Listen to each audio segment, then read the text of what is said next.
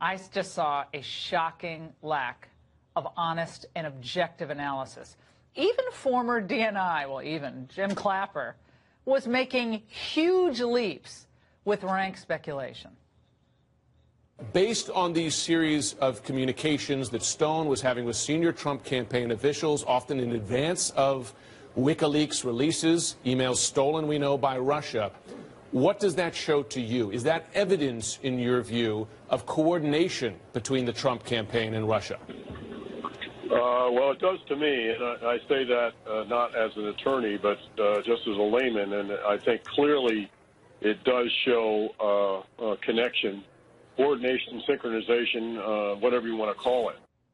Okay, nice try. Nothing of the sort was indicated in the indictment. I mean, this is where people should just not go on TV if they don't bother to read the indictment. Baseless from former Director of National Intelligence Jim Clapper, a man, we might remind you, committed open perjury in front of the Senate Intel Committee during the Obama years and faced 0 penalties. Where's the justice in that? Tonight, we're going to expose men like that and educate you, the viewer, along the way. Now, we put together an unbelievable panel tonight to help us sort through it all, the political and legal aspects of all of this, and, of course, the law enforcement aspects regarding that Elian Gonzalez-style raid on Stone's house earlier today. Saul Weisenberg, former deputy independent counsel in Whitewater, Joe DeGenova, former U.S. attorney, and Byron York for the political analysis, chief political correspondent for the Washington Examiner and Fox News contributor, and someone who's done more reporting than most people on the face of the planet on this Russian investigation. Saul, now, you read tonight the indictment, and what you just heard from one of Roger Stone's lawyers tells you what? Well, he's acting like any good defense lawyer would act. I look at the indictment, and obviously, if he really did, the strongest parts of the indictment are the allegations of lying directly to Congress. The weakest part has to do with the so-called intimidation of one of the others who was testifying. I look at the indictment, all of these indictments that are for lying. It's not that lying isn't a serious crime, like you say, but in the grand scheme of things, if you're looking at what is really being supposedly ultimately investigated, criminal conspiracy, there's a term of art in criminal defense world for these kinds of charges. It's 2 words. The first word is chicken, and the last word ends in IT. And that's what most of these charges are like. As for the people who are, look, it's not a Gestapo raid. It is not an Elian Gonzalez raid, in my opinion, but it was an inappropriate search. It was well, I just heard Roger Stone himself say that once they came in and arrested him, they were very courteous. Don't get me wrong. Let's just not compare it to the Nazis. It was an inappropriate search, and the people who are saying that it was appropriate because they had a search warrant and he was going to destroy evidence, they could have searched him before the indictment, like they did with Manafort. Point number 2, he was released on $250,000 personal recognizance, and I don't think the Mueller people challenged that. So in other words, he's no flight risk at all. And there's nothing in the indictment that says that he was destroying evidence. So it's ridiculous, some of these comments. Yeah, well, I mean, the semantics aside, Joe, I want to get your reaction to this. This is former CIA director, your favorite person, Joe. I can't believe you guys aren't having drinks tonight. John Brennan, making predictions for the next 2 months. There was an extensive effort to try to influence the outcome of the election that involved the Russians, that involved U.S. persons, and that may have gone to the very top of the Trump campaign. I expect that probably within the next 60 days you're going to have a fair number of indictments. A significant number of indictments. Joe, he can read minds, too. Well, John Brennan was part of a conspiracy to frame Donald Trump. He went to London. He met with GCHQ, the NSA of the UK. He arranged for false intelligence to be fed back into the United States to assist in acquiring false FISA warrants. What John Brennan has to say really doesn't matter. But, Laura, before we move away from it, I want to say that the raid this morning to arrest Roger Stone was one of the most vindictive, unprofessional actions ever conducted by the U.S. Department of Justice. Bob Mueller, all of his minions, Chris Wray, Rod Rosenstein, and the acting Attorney General, Matt Whitaker, should all be ashamed of themselves. It was absolutely unnecessary. It was done for vindictive reasons. It is the beginning of the final degradation of the FBI and the Department of Justice. And the fact that Chris Wray and Rod Rosenstein and Whitaker allowed this to occur because they were aware of it, they did not stop it, they knew it was going to happen, is an embarrassment to the Department of Justice, and it really, really makes it important that a very serious person take over the department, Bill Barr, so that people like Chris Wray can be held accountable. 29 agents. I mean, I don't care if they bake cookies for Stone. It's an embarrassment. I don't care if they bake scones and brewed coffee for Stone once they got in there. It was the show for CNN. Adolescent It was a total show. 29 agents? What is it, like 15 outposts they needed to cover? Byron York, yes. You wrote a piece today about it saying that it's not so much what's in the indictment. They could have written that thing in like 3 pages, by the way. It's what's not in the indictment. Explain that to the Fox viewers, please. Well, what's not in the indictment is an allegation that there was a conspiracy between the Trump campaign and Russia to fix the 2016 election. That's just not there. The other thing that's really not there is evidence of any knowledge beforehand of Roger Stone about what WikiLeaks was going to do. The most looked at paragraph in the whole thing is that paragraph that says that on July 22nd, 2016, which is when the WikiLeaks disclosures happened, then the Trump campaign got in touch with Roger Stone and said, what's going on?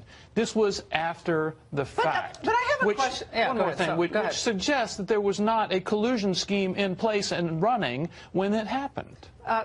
I want to go now to Saul, because, Saul, when I hear Byron describe this, I think to myself, big deal. Okay, big deal. Like, Roger Stone wanted to find out, like, when was the next stuff coming? I mean, they were actually paying for Russian-sourced, false, phony, salacious information on Donald Trump that was sourced in Russia. They were paying a U.S. firm to help disseminate it, including up to John McCain's office and everyone else who had it. And somehow this guy Roger Stone ends up arrested today pre-dawn?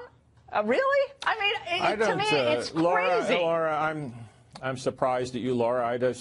I just don't see why you're not more excited about paragraph 12 of that indictment. I mean, I look on MSNBC and I look on CNN, and they're just orgasmic over it. They're just look. That's the first time the word orgasmic has been used on the show. I just want to say, and it is Friday night. This is the paragraph that everybody is so excited about, because it talks about Stone being directed or asked by a senior member of the Trump campaign to find out when the next release is going to be. And look, it's certainly, if true, is embarrassing to the Trump campaign, perhaps. I don't think. But who cares? But what they're think about what they're saying. They're saying that somebody in the Trump campaign, if true, learned about this. There was plenty of reporting about this, and they asked Stone to find out when the next release is going to be. I'm sorry, but that alone is not any kind of a crime, and it's certainly not a conspiracy to hack the electoral system or to hack somebody's computer or to accept benefits from the Russian government. It just isn't. But it's the umpteenth indictment in this case, where people come on like Brennan and Clapper and say, you're going to see a bunch of indictments. You're going to see a bunch of indictments in the next 2 weeks, and it's part of Mueller's master plan to dribble out. It's all part of the master plan to dribble out the indictments, to dribble out the information, and it's just, so far, it's just not there. I want to play for you, Laura. Something. Yeah, go ahead, Joe. Joe, are you going next? Laura, it's very, very important, putting on top of what Saul just said. Every bit of behavior of Roger Stone and the other people named in the indictment and the Trump people, with the exception of the allegations of Stone for lying and obstruction, all the other behavior is perfectly legal. It doesn't matter if the Trump people wanted to know when the next release was going to be. Why is that a crime? That is a legal question. That is a legal question. You can do that. It's called political intelligence. It's called Oppo research. In that indictment, nothing in that indictment about any of the people involved in the Trump campaign or Roger Stone or person number 1 or person number 2 is illegal except the lying. I think they're done with me. All right. I want to play something, Byron. This is Rick Tyler tonight or today on MSNBC. I think it's really important for people, again, across the country who are busy, they're in the kitchen, they're making dinner for their kids, they hear bits and pieces like, oh, my God, this is terrible. Like, but I dealt with this as a criminal defense lawyer, reading these indictments. The people are freaking out about it. Everything has to be put in context. And then you have the liberal leaps of logic from never-Trumpers like Rick Tyler. Let's watch. Roger Stone, like Donald Trump, is a political con man whose showman shtick has finally caught up with him. He's a professional prevaricator. It shouldn't be surprising to anyone that he's now been indicted for perjury. He is a practitioner in the dark arts of the political dark arts. He's known for dirty tricks, and I think a lifetime of this shtick has finally caught up with him. So now, Byron York, apparently shtick is a federal crime. I didn't know that. I mean, that's analysis today on television. Actually, Stone did make problems for himself in this way. He bragged about all sorts of things, suggested that he had been in touch with Julian Assange when he hadn't, but he said it publicly. Yeah, so after saying that publicly, he goes in front of the House, and they ask him about his public statements, except this time he's under oath. And maybe he doesn't tell the truth about the whole thing. He's certainly accused of lying about all this. So it was his own bragging that got him into this trouble. Never brag. Good idea. Very quickly, Saul, will there be another big high-profile indictment coming out of Mueller's office, or as David French said tonight on National Review, is this a sign this whole thing has to wrap up? I have no idea, but there's something that no one's talking about. What a Democratic town and what a Trump-hating town D.C. is, and that's where Roger Stone is going to be tried in front of a jury of his alleged peers. And we should never forget that. It's a bad town for Republican defendants. That's an excellent point. Joe knows it very well. Just ask Scooter Libby. Just ask Scooter Libby. Yeah, who had to ultimately get pardoned because of what happened to him. Guys, analysis I can see anywhere else today on television. Thank you so much. Andy McCarthy is a contributing editor at National Review, a former assistant U.S. attorney for the Southern District of New York, one of the most eloquent writers on law and justice there is. Andy, thanks very much for coming on. So assess these charges, if you would, as someone who has brought charges within the context of the broader investigation. Do these charges bring us closer as Americans to understanding how our democracy was hacked in 2016? No. I think the takeaway, Tucker, with due respect to Mr. Stone, and this is obviously of immense importance to him, to the country, it seems to me that this set of charges underscores what seems to have been obvious for over a year, and that is that there never was a conspiracy between the Trump campaign and the Kremlin to commit espionage. It seems to me that that is something that's been obvious to investigators for a very long time, and this latest set of charges indicates that they not only were not in cahoots with Russia, they didn't actually know what WikiLeaks had.